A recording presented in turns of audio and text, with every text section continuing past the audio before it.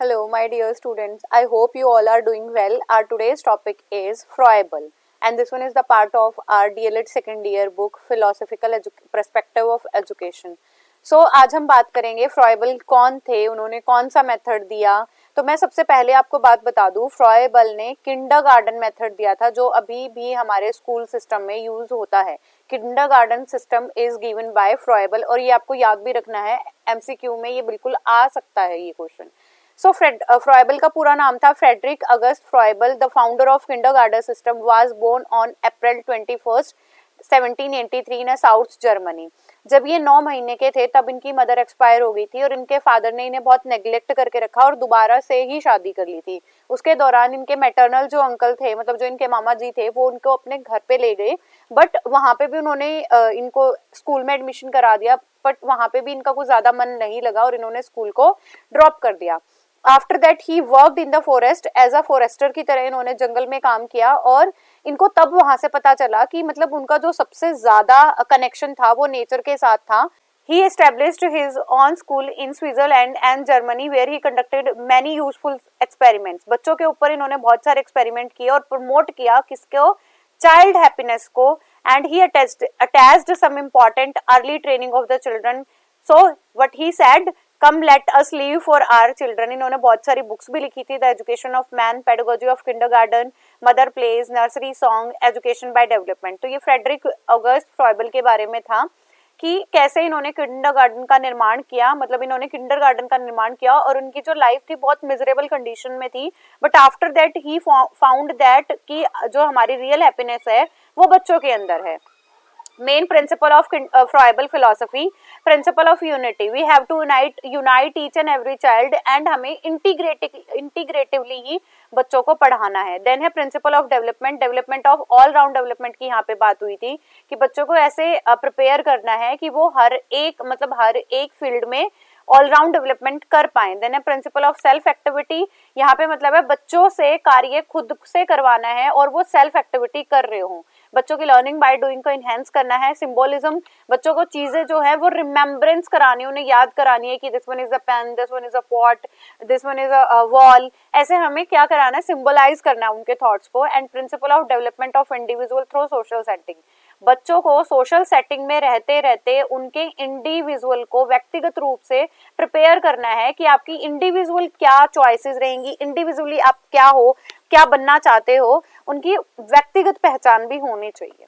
Next है फ्रॉयबल्स educational philosophy. फ्रॉयबल क्या मानते थे कि man's life broadens until he related itself to the nature. मनुष्य का जीवन तब तक बिल्कुल व्यापक नहीं हो सकता जब तक कि वो सोसाइटी से या नेचर से अपने आप को जोड़ दे. और सिंपैथेटिकली भी वाक करना होता है. एस्पिरेशन ऑफ ह्यूमैनिटी की तरफ बात की गई क्योंकि बच्चों को ज्यादा तवज्जो मिली है यहाँ से. एंड उन्होंने ये भी बोला था, it is a process of unfolding child's innate power to awaken his spiritual nature and which may enable him to realize.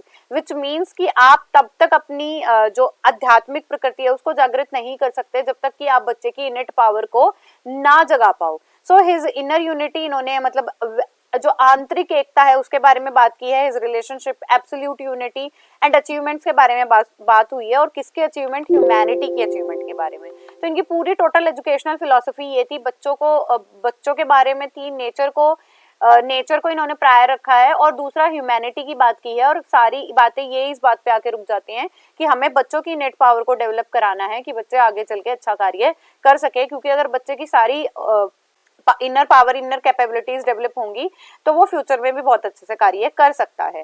AIIMS of education क्या था? एम ये था रियलाइजेशन ऑफ फेथ, कि आप अपने जो विश्वास है उसमें, फेथ में रियलाइज करो, प्योर रहे, inviolable and hence holy life. और जिस कई चीजों का उल्लंघन नहीं होना चाहिए, जैसे रूल्स हो गए, उनका उल्लंघन नहीं होना चाहिए और आप एक बिल्कुल पवित्र जो जीवन है वो जी पाए. क्लियरेंस की बात हुई है और पीस की बात हुई है, and peace with unity with God की भी. So this employs the following. Aim क्या है? सबसे पहले स्पिरिचुअल यूनियन विद गॉड, हमें ईश्वर से आध्यात्मिक मिलन की बात हुई है क्योंकि बच्चे की इनेट पावर से ही हम उसका स्पिरिचुअल डेवलपमेंट कर सकते हैं. नेक्स्ट है अंडरस्टैंडिंग द एनवायरमेंट, क्योंकि उन्होंने पूरा सेटअप अपना एनवायरमेंट के साथ ही रखा है तो हमें वातावरण को भी क्या करना है, अंडरस्टैंड करना है. तभी आप अपना जीवन यापन एक नेचर में, एक प्रकृति में अच्छे से कर पाओगे. नेक्स्ट बात करते हैं करिकुलम की। Froebel recommended the following main divisions. Curriculum की किस पे बात की है? एजुकेशन बिल्कुल इनकम्प्लीट है किसके बिना? रिलीजन के बिना, क्योंकि रिलीजन आपको गॉड तक पहुंचाने का रास्ता है। दूसरा नेचुरल साइंस मैथमेटिक्स इनकी बात की, क्योंकि ये कह रहे हैं कि अगर आपको रिलीजियसली या स्पिरिचुअली भी अपलिफ्ट करना है या आपको ऑलराउंड डेवलपमेंट पे भी अपलिफ्ट करना है तो भी आपको नेचर के बारे में जानना होगा और उनके मैथ्स, उसके पीछे का गणित क्या है उसके बारे में भी जानना होगा।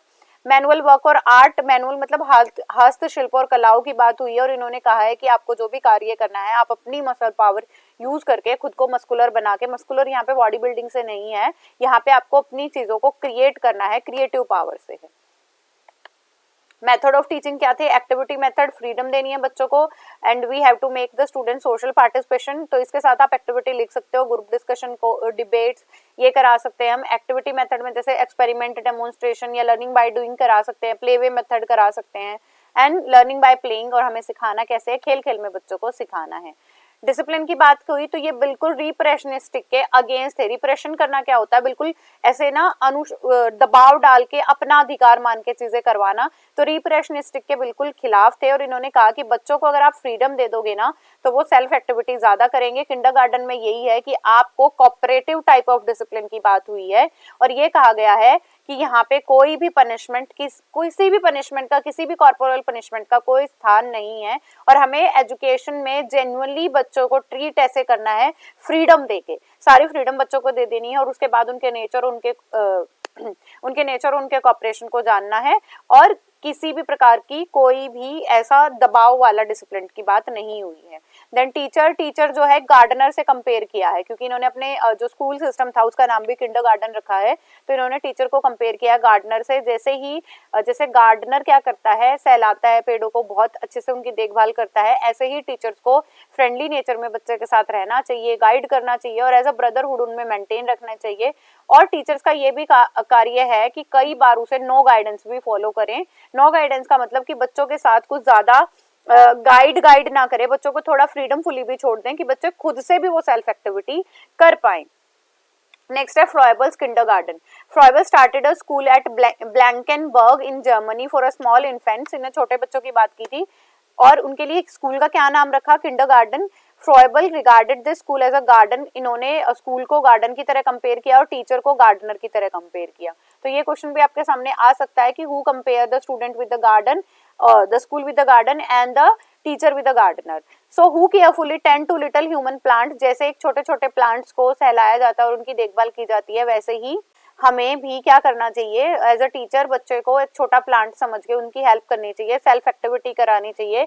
और जैसे प्लांट्स को खुद से जो फूटने का जो समय है या प्लांट्स को डेवलप करने का, ग्रो करने का समय मिलता है, वैसे ही आप भी उन्हें फ्री छोड़ दो और ऐसा कोई टाइम टेबल मत बनाओ कि जिसपे बच्चे फिक्स्ड होके कोई कार्य कर पाए। नेक्स्ट हमारा सेल्फ एक्टिविटी, खुद से बच्चों की एक्टिविटी करानी है, लर्निंग बाय प्लेइंग, फ्रीडम देनी है अपने स्कूल में और सोशल पार्टिसिपेशन इनहेंस करना है। नेक्स्ट है technique of teaching in kindergarten. Techniques क्या है? टीचिंग थ्रू गिफ्ट्स, ऑक्यूपेशन, बच्चों को कैसे पढ़ाना है गिफ्ट के थ्रू और मतलब एंड उनको उनका वोकेशन भी वहीं से सिखा देना है। Gifts are 20 number and are carefully graded. देखो यहाँ पे इन्होंने 2 बॉक्स लिए हैं and there will be presented in a child in a definite order और 20 आइटम बच्चों को दे दिए हैं। उनका पर्पस ये था कि बच्चों को ऐसे ट्रीट किया जाए कि वो टच और सेंस करके उन बॉक्सेस के अंदर उस स्टफ को क्या कर सके, रख पाए, क्यूब के अंदर, सिलेंडर के अंदर उन बेसिक फॉर्म्स को जान पाए। ऐसे ही मैथ्स को पढ़ाना है, ठीक है। उसके बाद था first gift is a box of 6 ball. 20 तरह के गिफ्ट की बात हुई है। पहला गिफ्ट क्या था? जिसके अंदर 6 बॉल थी, colourful. They are to rolled about in a play and this develop the child's idea about colour material. और उन्हें दिखाते हुए बच्चों के सामने उनके कलर, उनके मटेरियल, उनकी डायरेक्शन और कितनी मसल पावर आपकी प्रयोग में आएगी, ये सारी चीजों की नॉलेज दे देनी है। सेकंड गिफ्ट में क्या था? It is composed of a sphere. इसमें एक स्फीयर था, एक क्यूब था और एक सिलेंडर था बॉक्स के अंदर। Through this child comes to realize the difference between the stability of cube and mobility of sphere। और यहाँ से बच्चों को क्या दिखाया जा रहा है कि जो क्यूब है वो तो हमारा एक जगह पे टिक जाता है, जबकि स्फीयर है वो मोबाइल है, मतलब मूवमेंट करता रहता है। Third gift consist of a big wooden cube. इसके अंदर बड़ा एक वुडन क्यूब था जिसके अंदर क्या थे? छोटे छोटे इक्वल 8 क्यूब आ सकते थे।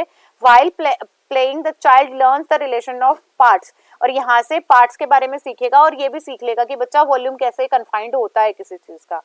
फोर्थ में it is again a large cube divided into 8 oblong prism, इनके अंदर प्रिज्म रखे गए थे। It help to child construct different kinds of building pattern, और यहाँ से भी बच्चा जो है कैसे चीजें बनाई गई हैं उनके बिल्डिंग पैटर्न को जानेगा। नेक्स्ट आते हैं हमारे करिकुलम। करिकुलम में क्या है, नेचुरल साइंस और मैथमेटिक्स, ये मैंने आपको पीछे भी बताया क्योंकि इन्होंने कहा है नेचर को जानना है, और गणित को उसके पीछे का क्या रीजन है वो भी जानना है। लैंग्वेजेस की बात हुई, वही मदर टंग और एक एक्स्ट्रा लैंग्वेज आप करा सकते हो।